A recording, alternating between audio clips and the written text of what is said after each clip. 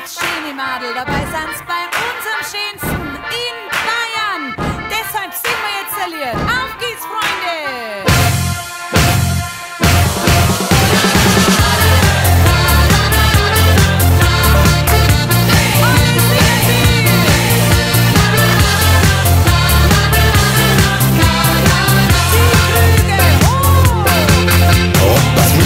Oder Nürnberg, es ist überall bekannt, die schönsten Mädels kämen aus dem Weinland.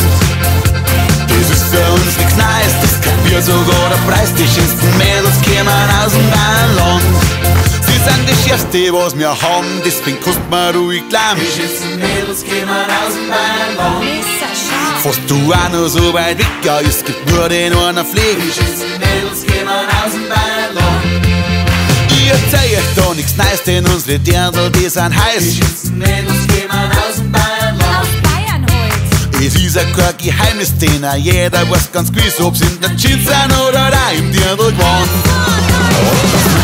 Oder Nürnberg, es ist überall bekannt, die schönsten Mädels kämen aus dem Bayernland. Das ist für uns nichts Neues, das kapiert sogar der Preis, die schönsten Mädels kämen aus dem Bayernland.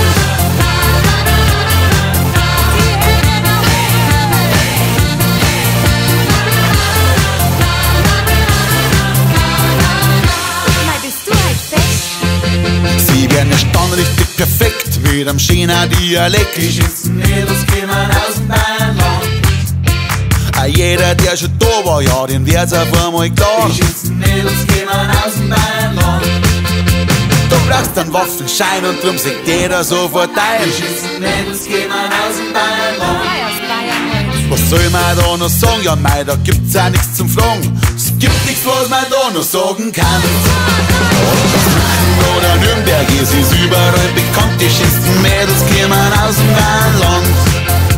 Das ist für uns nichts Neues, das kapiert sogar der Preis, die schönsten Mädels kämen